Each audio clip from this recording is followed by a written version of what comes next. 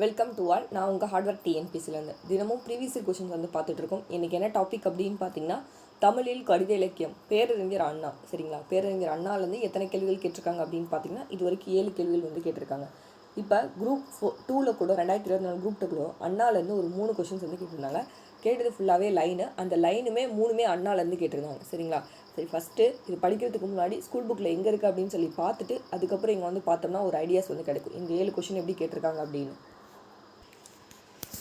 இப்போ வீட்டுக்கோர் புத்தகச்சாலை அப்படின்னு சொல்லிட்டு நமக்கு 9th உரைநடையில், சரிங்களா, 9th உரைநடையில் போய் செக் பண்ணிங்கன்னா வீட்டுக்கோர் புத்தகச்சாலை அப்படின்னு சொல்லி ஒரு டாபிக் இருக்கும். அதில் அறிஞர் அண்ணா பற்றி கொடுத்துருப்பாங்க. சரிங்களா, அது மட்டும் இல்லாமல் பழைய புக்லேயும் கொடுத்துருப்பாங்க. பழைய புக்கில் எங்கே அப்படின்னு பார்த்தீங்கன்னா 10th துணை பாடத்தில் அறிஞர் அண்ணா பற்றி சும்மா ஒரு 4 பாயிண்ட் வந்து கொடுத்துருப்பாங்க. சரிங்களா, ஃபஸ்ட் நம்ம வீட்டுக்கு ஒரு புத்தகச்சாலை பார்க்கலாம். இதில் என்ன இருக்குது அப்படின்னு சொல்லிட்டு நூல்வெளி மட்டும் பார்க்கலாம். அப்புறம் அண்ணாவோட பொன்மொழிகள் வந்து பார்க்கலாம். இங்கே கொடுத்துருப்பாங்க பாருங்கள்.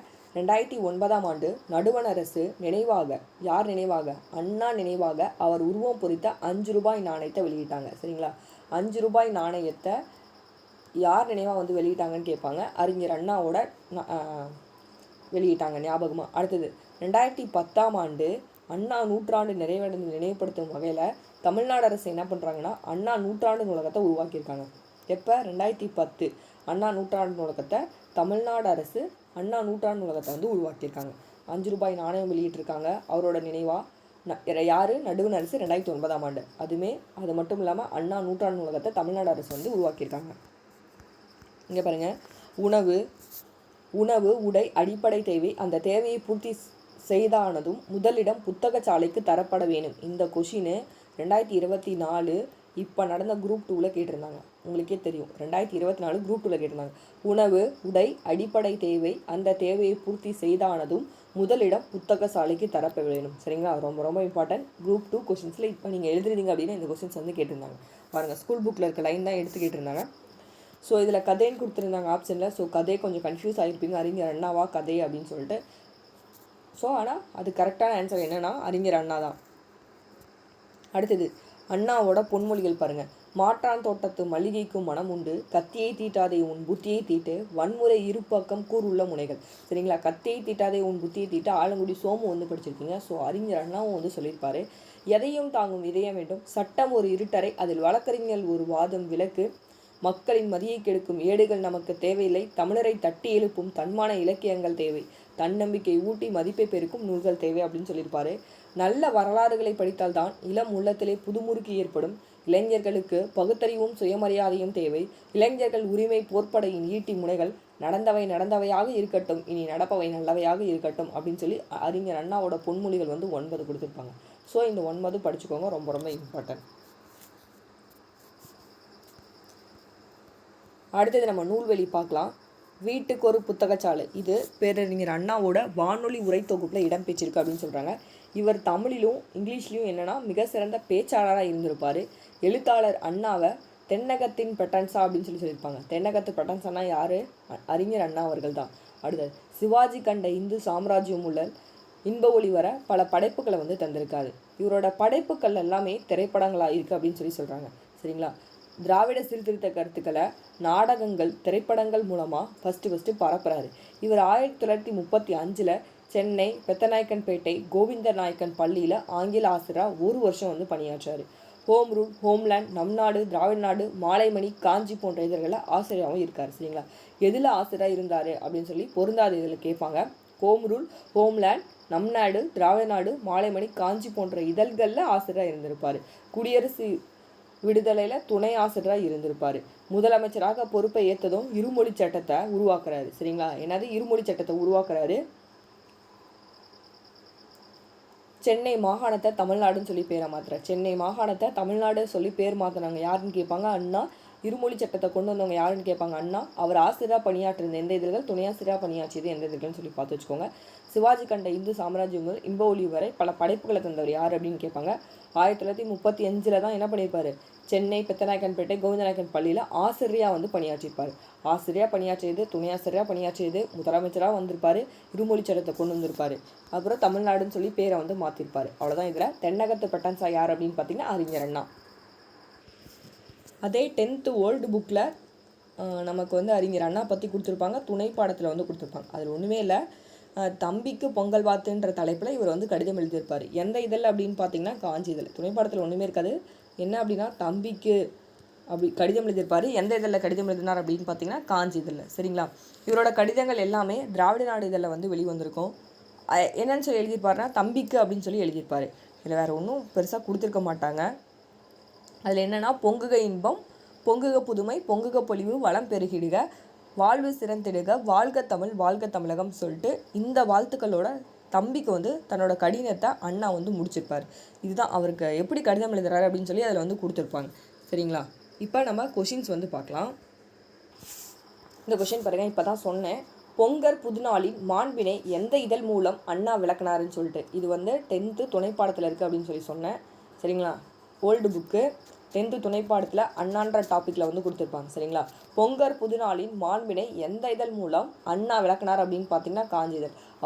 அவர் தம்பிக்கு வந்து கடிதம் எழுதியிருப்பார். அதை வந்து காஞ்சி இதழ் மூலம் வந்து விளக்கியிருப்பார். பொங்கலுக்கு புதுநாள் அப்படின்ற ஒரு டாப்பிக்கில் அப்படின்னு சொல்லி சொன்னேன். அந்த கொஸ்டின்ஸ் வந்து கேட்டாங்க. இது வந்து 10th ஓல்டு புக் அண்ணா துணைப்பாடம் டாப்பிக்கில் இருக்குது. போய் வேணால் செக் பண்ணிக்கோங்க. அடுத்தது, பெருவெற்றி அல்லவோ அண்ணா என முழக்கமிட்டார் என்று அறிஞர் அண்ணா யாருக்கு கடிதம் எழுதினார் அப்படின்னு பார்த்தீங்கன்னா நான் சொன்னேன். அறிஞர் அண்ணா வந்து யாருக்கு கடிதம் எழுதியிருப்பாருன்னா கண்டிப்பாக அவரோட தம்பிக்கு தான் வந்து கடிதம் எழுதியிருப்பார். அந்த 10th அந்த பொங்கல் புதுநாள் துணைப்பாடம் படிச்சிங்க அப்படின்னா கண்டிப்பாக இது உங்களுக்கு தெரியும். பெருவெற்றி அல்லவோ அண்ணா என முழக்கமிட்டார் என்று அறிஞர் அண்ணா யாருக்கு கடிதம் எழுதினார்னாலே தம்பிக்கு தான்.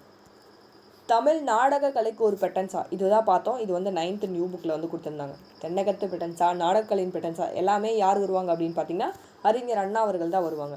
அடுத்தது, பொருந்தாத இணையை கண்டுபிடிக்க சொல்லியிருக்காங்க. தனித்தமிழ் மறைமலையடிகள் ரைட்டு, ஓகேவா? பேச்சுக்கலை பேரறிஞர் அண்ணா. புரட்சி அப்படின்னு பார்த்தீங்கன்னா பாரதிதாசன். புதுமை பித்தன்னா யார் வருவாங்க? கீழே கமெண்ட் பாக்ஸில் கமெண்ட் பண்ணுங்க. அடுத்தது, இவற்றில் எது அறிஞர் அண்ணாவோட கூற்று அப்படின்னு கேட்டிருக்காங்க. பாட்டாளி ஓய்வு பெறுவது சமூக நீதியில் ஒன்று. அறிஞர் அண்ணாவோட கூற்று என்ன அப்படின்னா பாட்டாளி ஓய்வு பெறுவது சமூக நீதியில் ஒன்று. அடுத்த கேள்வி, இந்த நாட்டில் சொன்னபடி செய்ய ஆள் இல்லை, ஆனால் கண்டபடி சொல்ல ஆள் ஏராளம். யார் அப்படின்னு பார்த்தீங்கன்னா மூவா தம்பிக்கு எழுதிய கடிதம்.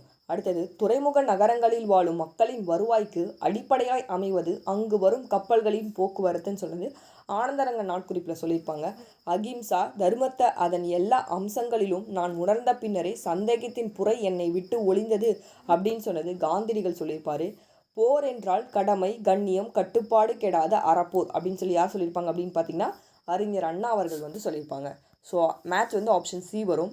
அடுத்தது, நாட்குறிப்பு ஒரு இலக்கியமாகவும் அடுத்தது ஆவணமாகவும் மதிக்கப்படுகிறதுனால இது ஈஸியாக போட்டுருவீங்க. ஆனந்தரங்கன் தான். நாட்குறிப்பை பற்றி சொன்னாலே அது ஆனந்தரங்கன் தான்.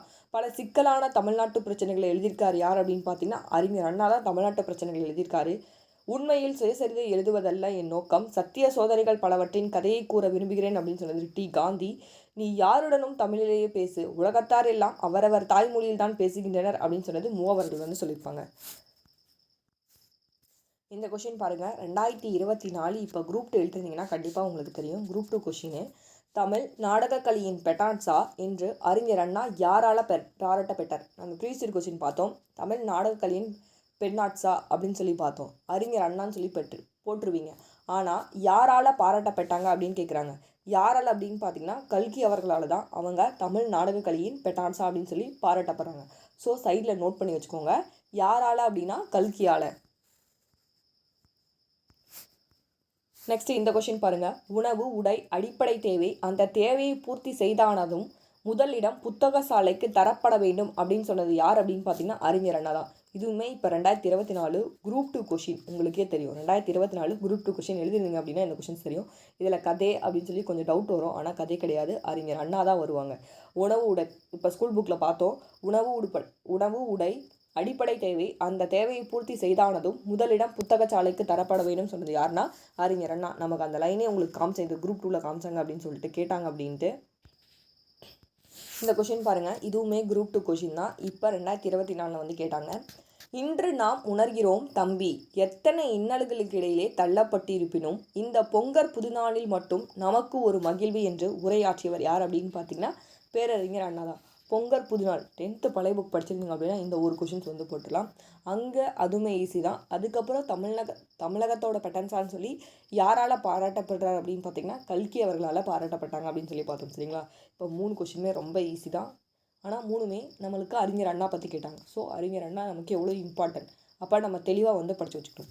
ஓகே, இப்போ நம்ம 2012லேருந்து 2024 வரைக்கும் எத்தனை கேள்விகள் பார்த்தோம்? அங்கே ஒரு 7 கேள்வி ப்ளஸ் குரூப் 2வில் ஒரு 3 கேள்வி வந்து கேட்டிருந்தாங்க. சரிங்களா? மொத்தமாக 10 கேள்விகள் பார்த்தோம். ரொம்ப ரொம்ப இம்பார்ட்டன்ட், நோட் பண்ணி வச்சுக்கோங்க. எப்படி கொஸ்டின் கேட்குறாங்கன்னு உங்களுக்கு தெரிஞ்சிச்சு. 10th ஓல்டு புக்கு துணைப்பாடம் எடுத்து அது என்ன அப்படின்னு சொல்லி ஒரு ரீட் விட்டுக்கோங்க. அதுக்கப்புறம் 9th அப்படின்னு பார்த்தி 10th 9th தெரில, வீட்டுக்கு ஒரு புத்தகச்சாலை ஒரு டாபிக் இருக்கும். அந்த டாபிக் எடுத்து நூல்வெளி என்ன அப்படின்னு சொல்லி பார்த்து வச்சுக்கோங்க.